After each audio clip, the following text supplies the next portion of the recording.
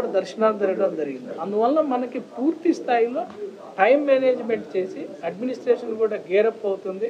అందుగుణంగా టయాన్ని కూడా మనం సేవ్ చేసుకొని కామన్ భక్తులకు ఖచ్చితంగా ఆ టయాన్ని కేటాయించి ఏ రకమైన ఇబ్బందులు లేకుండా చేయగలం.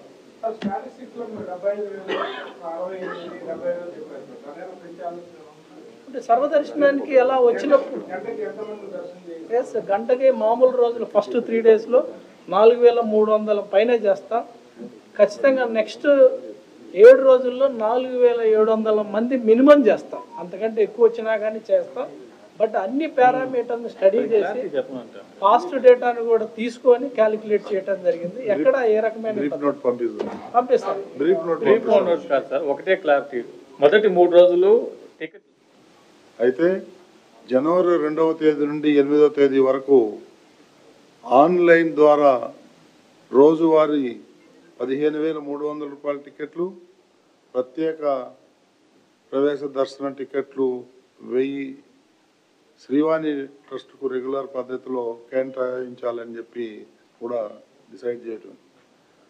ఆ 10 రోజుల పాటు శ్రీవారి ఆలయంలో ఆర్జిత సేవలు ఏవైతే ఉన్నాయో పూర్తిగా రద్దు చేయడం జరిగింది. ప్రివిలేజ్ దర్శనాలు ఏవైతే ఉన్నాయో వాటిని కూడా రద్దు చేయడం జరిగింది.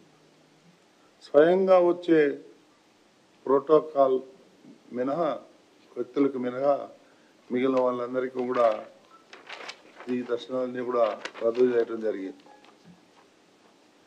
మొదటి 3 రోజులకు అన్ని టోకన్లు కేవలం ఆన్లైన్ ఈడిప్ ద్వారానే కేటాయించడం జరుగుతుంది.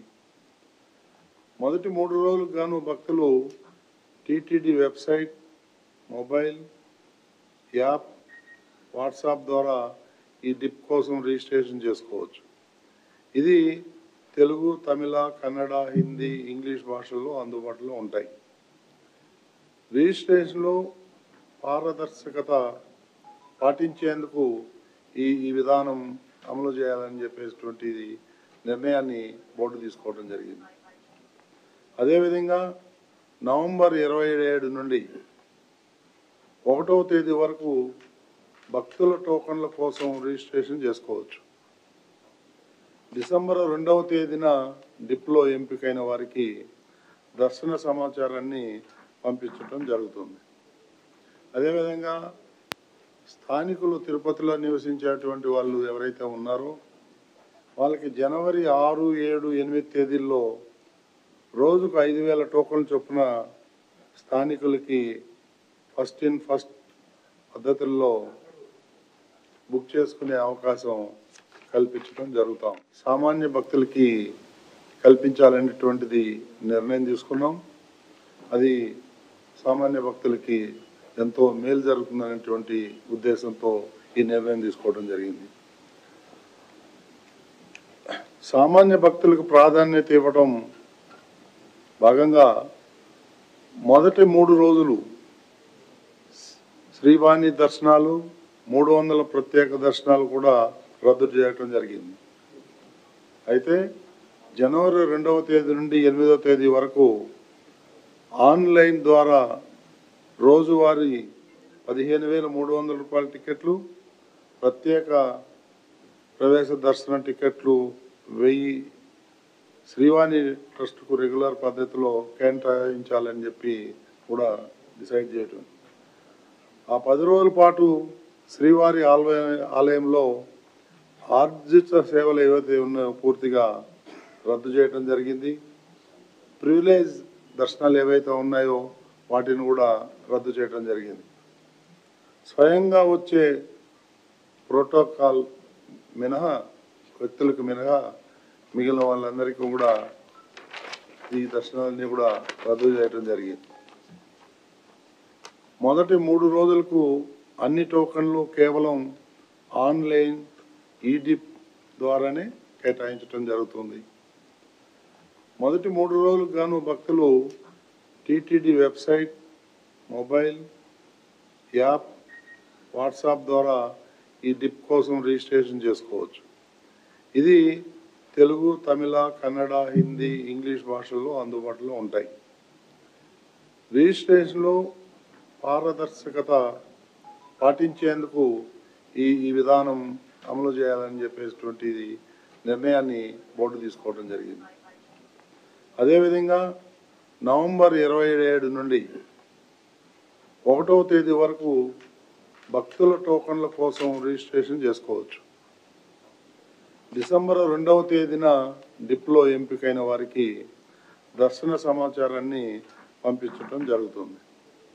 అదేవిధంగా స్థానికులు తిరుపతిలో నివసించేటువంటి వాళ్ళు ఎవరైతే ఉన్నారో వాళ్ళకి జనవరి 6, 7, 8 తేదీల్లో రోజుకు 5,000 టోకన్లు చొప్పున స్థానికులకి ఫస్ట్ ఇన్ ఫస్ట్ పద్ధతుల్లో బుక్ చేసుకునే అవకాశం కల్పించడం జరుగుతూ ఉంది.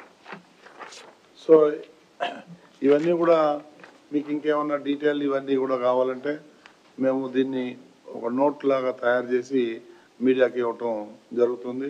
అది అడిషనల్ ఈవో గారు మీకు అందజేస్తారు. ఈ నెల 27వ తారీఖున శ్రీ వెంకటేశ్వర స్వామి ఆలయంలో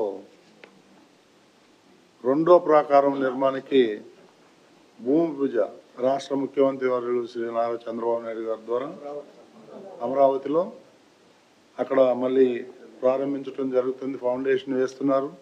దానికి కూడా ఈ సమాచారాన్ని కూడా భక్తులందరికీ చేరవేయాలని చెప్పేసి నిర్ణయాన్ని తీసుకున్నాం.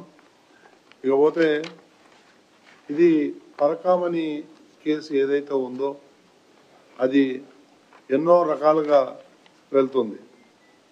ఈ భక్తుల మనోభావాలను దృష్టిలో ఉంచుకొని పరకామణి కేసును నిష్పక్షపాతంగా విచారణ చేసి బాధ్యులపై చర్యలు తీసుకోవాలని ప్రభుత్వానికి నివేదించాలని ఈ బోర్డు నిర్ణయించారు. అందుకు అనుగుణంగా బాధ్యులపై క్రిమినల్ చర్యలు కూడా తీసుకోవాల్సిందిగా బోర్డు తీర్మానం చేయడం జరిగింది. ఈరోజు ఎంతటి వాళ్ళు ఉన్నా కానీ ఆ ఒక్క ఇన్సిడెంటే కాకుండా దాని ముందు దాని తర్వాత ఇలాంటివి ఏమన్నా జరిగాయా అనేటువంటిది సమగ్రంగా దర్యాప్తు చేయాలని చెప్పేసి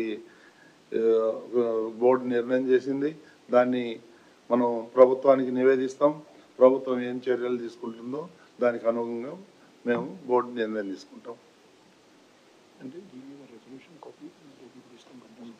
ఇప్పుడు ఏదైతే రెజల్యూషన్ చేసామో దీన్ని ఈ కాపీ మీకు ఒక 1-2 అవర్స్లో మీ మీడియాకి అడిషనల్ ఈవో గారి ఆఫీస్ నుంచి మీకు వస్తాయి.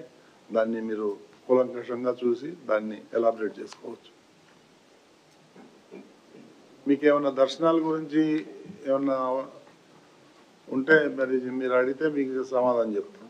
ఈ దర్శనాల్లో టైమింగ్స్ కానీ వాటి గురించి కానీ భక్తులకి ఏమన్నా ఇంకా ఫర్దర్ ఇన్ఫర్మేషన్ కావాలంటే మన అడిషనల్ గారు చెప్తారు.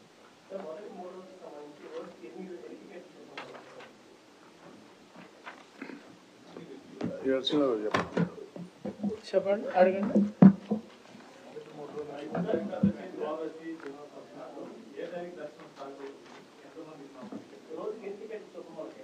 మనం ఫస్ట్ రోజుకి ఓవరాల్గా మనం దాదాపు 8 లక్షల టోకెన్స్ ఇవ్వటం జరుగుతుంది. అంటే ఓవరాల్గా ఈ వైకుంఠ ఏకాదశికి దాదాపు 8 లక్షలకి ఇవ్వటం జరుగుతుంది.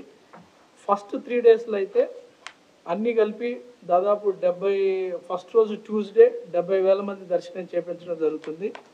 సెకండ్ డే వెడ్నెస్డే దాదాపు 75,000 మందికి దర్శనం చేయించడం